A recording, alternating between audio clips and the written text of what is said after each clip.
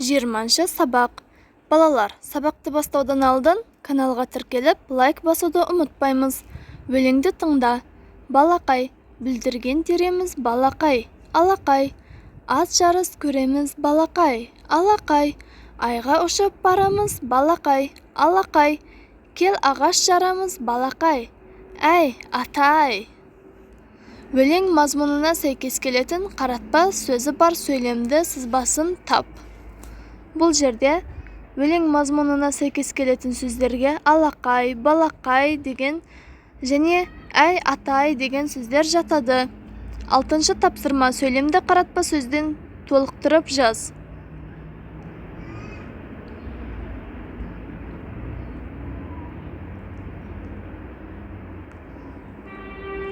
Апа, мені көшеден өткізіп жіберші. Терезені дұрыс жапшы, Назерке. Ия, Марат, оқып жүрсің бе? 7-ші тапсырма: мәтінді түсініп оқы.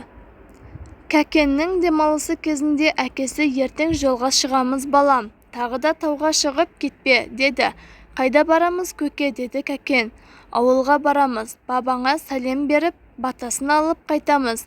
Баба деген кім ол көке? Бабаң әкеңнің атасы, атаңның әкесі. Мәтіндегі негізгі ойды анықта. Мәтіндегі негізгі ой ауылға баруы туралы айтылған. Соған байланысты өз ойыңды білдір. Кәкен ауылға барамыз ба? Баба деген кім? Деп сұрақ қойды. Мәтіннен маңызды ойды білдіретін сөйлемді тап. Баба деген кім ол көке? Бабаң әкеңнің атасы, атаңның әкесі. Шығармашылық тапсырма. 8-ші тапсырма: сұхбатты оқып, одан ары жалғастыр. Ата, ең қымбат нәрсе не? Туған жеріңнен қымбат еш нәрсе жоқ. Неге? Өйткені туған жеріңнің топырағы ыстық. Түтіні.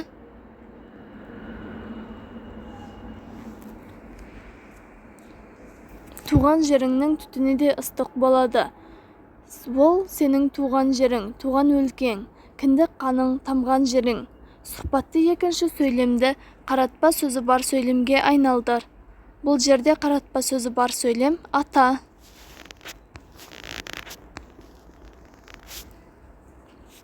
Осымен бүгінгі сабағымыз аяқталды. Түсінбеген тапсырмаларың болса, балалар комментарияға жазып сұрауларыңа болады.